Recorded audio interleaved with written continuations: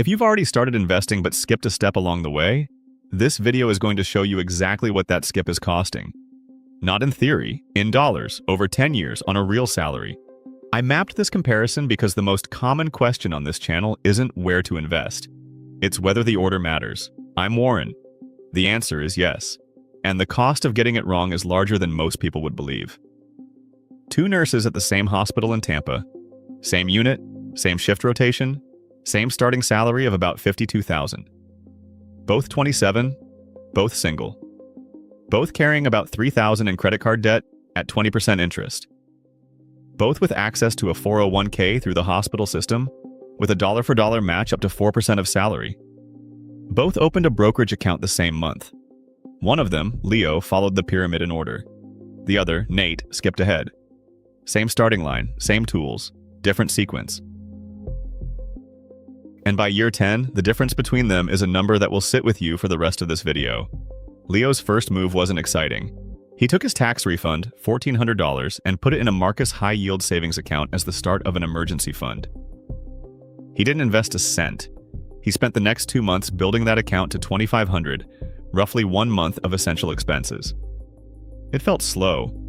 He watched Nate talk about stocks in the break room and felt like he was falling behind. But Leo had watched the first 6 videos on this channel, and the rule was clear. The emergency fund comes before everything else. Not because it grows, because it prevents the credit card from filling gaps. And the credit card charges 20%. Nate's first move was different.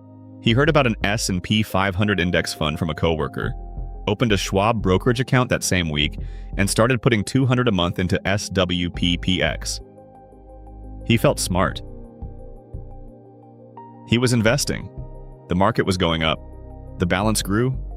He posted screenshots to a group chat. What he didn't do was build an emergency fund, and he didn't pay off the $3,000 in credit card debt. Month 4. Leo finished his emergency fund and shifted every available dollar to the credit card. At about $300 a month, the $3,000 balance took roughly 11 months to clear. During those 11 months, Leo invested $0. He watched his coworker's brokerage account climb and felt the pull. But the math held him. The credit card charged 20%. The market averaged 7%. Paying off a 20% debt is a guaranteed 13% advantage over investing in the market. There's no fund that offers 13% guaranteed. Not one. Month 4 for Nate looked better on paper. His Schwab account had grown to about $900. But his Capital One card still carried the full $3,000, and the interest was accruing at roughly $50 a month. He was making minimum payments of about $90, which meant $40 of those $90 went to interest, and $50 went to principal. At that rate, the card would take over 4 years to pay off and cost an additional $1,500 in interest alone. Nate was investing $200 a month while his debt was costing him $50. Net benefit of his investing after debt cost? $150 minus the tax drag minus the risk. The market could go down. The 20% on the credit card never goes down. Year 1. Leo's emergency fund intact. Credit card paid off. Net debt 0. 401k enrollment done. He'd logged into the hospital's benefits portal, set his contribution to 4% and captured the full dollar-for-dollar match. On $52,000, 4% is about $170 a month. The hospital added another $170. Total going into the 401k, $340 a month. He invested in a Vanguard target date fund. He also opened a Fidelity Roth IRA and set up a $100 monthly transfer into FSKAX. Year 1 for Nate. Schwab brokerage about $2,800. Credit card still $1,700, down from $3,000 but slowly. 401k not enrolled. He kept meaning to. The form was on the hospital intranet, and every month he told himself he'd get to it next week. He didn't get to it next week. By the end of year 1, Nate had missed 12 months of employer match. At $170 a month in free money, that's $2,040 he left on the table. Not lost in the market, not spent, just uncollected, sitting in the hospital's benefits system, unmatched, because the enrollment form never got filled out. Here's where the paths start to diverge visibly, and this is the comparison worth pausing for. At the end of year 1, Leo's total invested. about $5,200 between the 401k with match and the Roth IRA, net debt, 0. Emergency fund, solid. Credit score climbing because utilization dropped to 0. He doesn't check his accounts obsessively. He checks them once or twice a month, the way someone checks the weather before a weekend trip. The numbers aren't exciting, they're just correct. Nate's year 1 tells a different story from a different angle. Total invested, about $2,800 in the Schwab brokerage. The number looks good in isolation. But net debt, still $1,700 on the credit card. Employer match missed for 12 straight months. Total uncollected match, $2,040. If someone handed Nate $2,400 in cash and he threw it in the trash, he'd feel sick. But the missed match is invisible. It doesn't show up on a statement. It doesn't trigger a notification. It's money that was offered, uncollected, and gone. And it's already compounding for Leo while it doesn't exist for Nate. Same salary, same break room, same Tuesday lunch. One is building on a foundation that's already set. The other is building on a foundation with a crack in it, and the crack is widening at 20% a year. If this comparison feels familiar, it should. The same dynamic played out in every video in this series.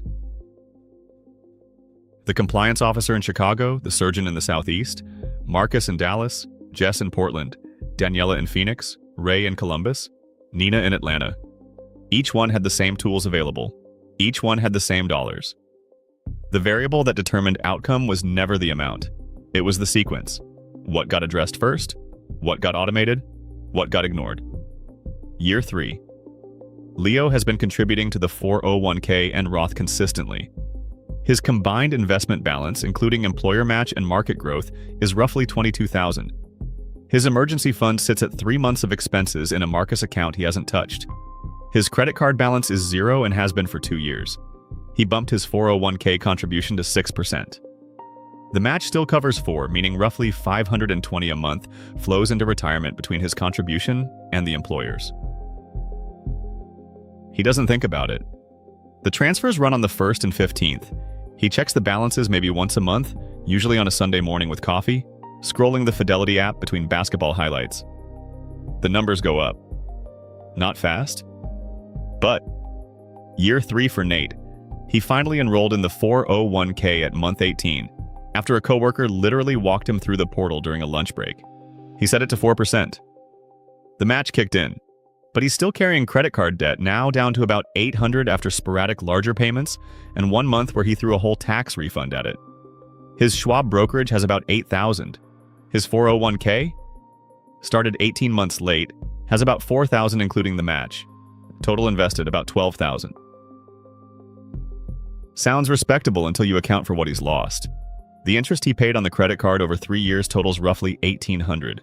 The missed employer match from the first 18 months totals over $3,000. Combined, nearly $5,000 that evaporated. Not lost in the market, not spent on something he enjoyed, just friction. Invisible. Gone. If you added those $5,000 to Nate's portfolio instead, he'd be within striking distance of Leo. But those dollars don't come back. Compound interest only works on dollars that exist. Year 5. Leo's portfolio, roughly $48,000. Emergency fund, stable. Debt, 0 for 4 years. He increased his Roth IRA contribution to $250 a month after getting a small raise that added about $300 to his take-home. He directed $250 of the raise to the Roth before the brain had a chance to normalize the higher paycheck. That's the adaptation defense from video 3, executed in real time. He checked his Fidelity app on a Saturday morning, coffee from Publix on the kitchen counter, and saw 5 digits in the Roth for the first time. He didn't celebrate. He nodded. The plan was working. Year 5 for Nate. Portfolio, about $28,000 across Schwab and the 401k. Credit card, finally paid off at month 30. Emergency fund, about $800, not enough to cover a single real emergency. He'd had 1 bad month in year 4 where his car needed a $1,200 repair at a Firestone in South Tampa. No emergency fund to absorb it. The repair went on the credit card. The debt cycle restarted.